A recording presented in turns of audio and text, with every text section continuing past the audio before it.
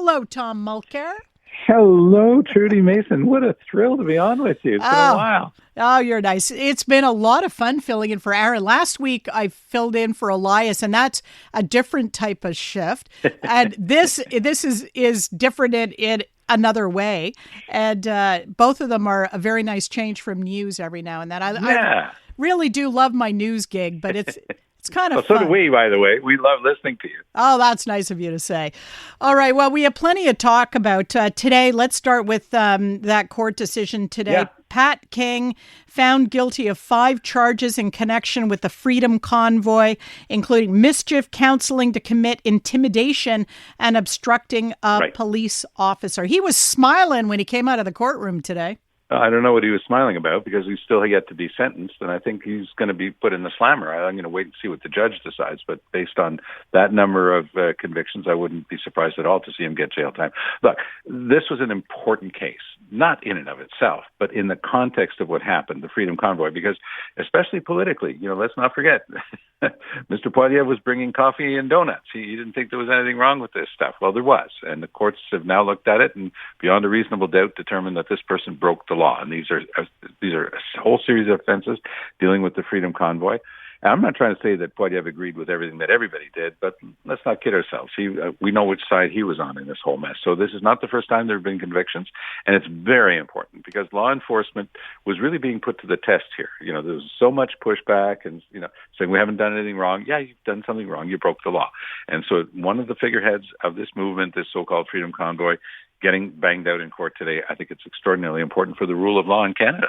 Yeah, and I think you're right about the sentencing. I think we're going to be looking closely at that too to see how much of a deterrent factor it's going to be.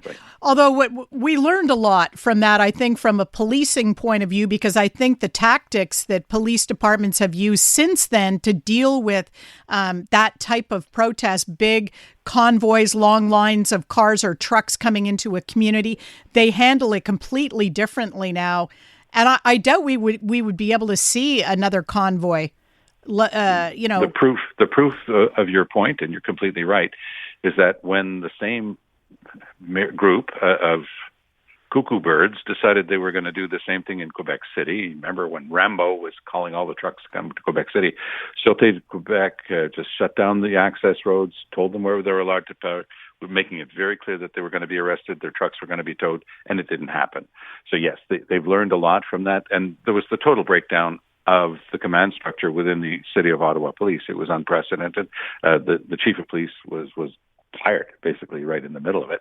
And it was a complete and utter disaster. We tend to forget, speaking of the Sûreté de Quebec, that the Sûreté de Quebec was front and center in the dismantling of those protests, because if you look at the films of that day, you'll notice that there are a couple of hundred police officers in green uniforms with no badges on that you can see, and no identification of what police force they were from. That was the Sûreté de Quebec coming in and helping the OPP, the Ottawa Police, and the RCMP to get rid of the so-called Freedom Convoy. Oh, interesting. All right, so we're going to stay tuned for the Pat King sentencing. Let's move on to the announcement out of the Trudeau government yesterday about that 2-month GST freeze on certain goods just in time for Christmas.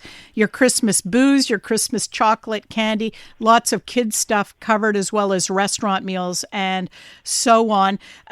Just your initial take, Tom, is this out and out vote buying as many voters seem to see it as? It is 100% vote buying. And I loved the clip that we just had on the newscast on CJAD 800, where the restaurant owner explained that it was going to cost him $1,000 to have everything reprogrammed for 2 months. So he's got to reprogram, and then he's got to take off the GST, and then he's got to reprogram to put it back. And how many times is that going to be? This is pure wasted money. So that Trudeau gets to say that he's helping families by giving them an 8-week break. I have heard no one taking a serious look at this and saying, oh, yes, this makes a lot of sense.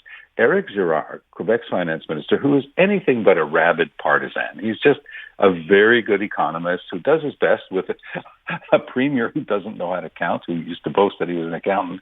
But Quebec is in dire straits. So he's looking at this, and he used a very simple word. He wasn't going white hot.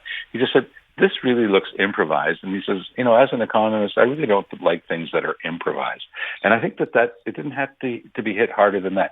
You knew that this thing was written on the edge of, the back of an envelope by 3 or 4 political staffers having a meeting saying, what can we come up with to try to answer Poilievre's popularity on pocketbook issues? And they came up with this madness. But it makes no sense. It'll have almost no effect. It'll be nothing but grief and trouble for the businesses trying to apply it. And I couldn't believe Trudeau's chutzpah today trying to say, and Quebec should take off its 9.75% GST. Sure. We just learned yesterday that we're pretty well insolvent. So, let's have a tax giveaway. Now, Trudeau's whole approach here is identical to what François Legault did to get reelected in 2022. There's one big difference. It's not going to work for Trudeau because it's such a transparent scam. And it's so cynical. But what we saw Legault do in 22, he gave out $500 checks. Second check promised $400, $600 after the election. He delivered both. Then when people started to say, are you nuts? People at the highest end of the income brackets were given a break, and a lot of seniors were given a break. What did he do? He lowered his revenues from taxes at the same time as he was handing out billions and billions of dollars. Same thing that Trudeau's doing. You can't do both. Canada has a $50 billion a year structural deficit, thanks to Justin Trudeau. And what's he doing? Sending out another over $6 billion with this announcement, with which he's hoping to buy our votes with our own money. It's transparent. It's hokey. Yesterday, when I was listening to his press conference, it was so bad. I don't always disagree with Trudeau. Some of his stuff has been good over the years. But I was watching this yesterday and say, this is cringeworthy. This is embarrassing to see the Prime Minister of Canada standing there saying, I'm taking this off your groceries. All your groceries. And so why are you even saying this? It's so temporary. It's so minor, the effect on the average person, but it's going to cost billions overall. Your opinion about the $250 checks that workers are going to be getting in the spring? Same good for category? them, but I've been getting stuff all day long from seniors saying, I'm nowhere near the $150,000, but I don't have to file, and I won't be getting this. A lot of people are going to be left out. People at the lowest end are going to be left out because a lot of them don't file because they don't have to pay taxes. 40% of Quebecers, for example, don't pay taxes because they're not earning enough. So I was listening to Christopher Freeland yesterday saying, well, send in some tax papers, get your name on the list and we'll send you a check.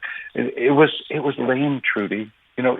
But nobody's going to turn down the $250 when they get their check, and it's not just one per household. If you've got people who have filed their income taxes, they should be getting their checks too.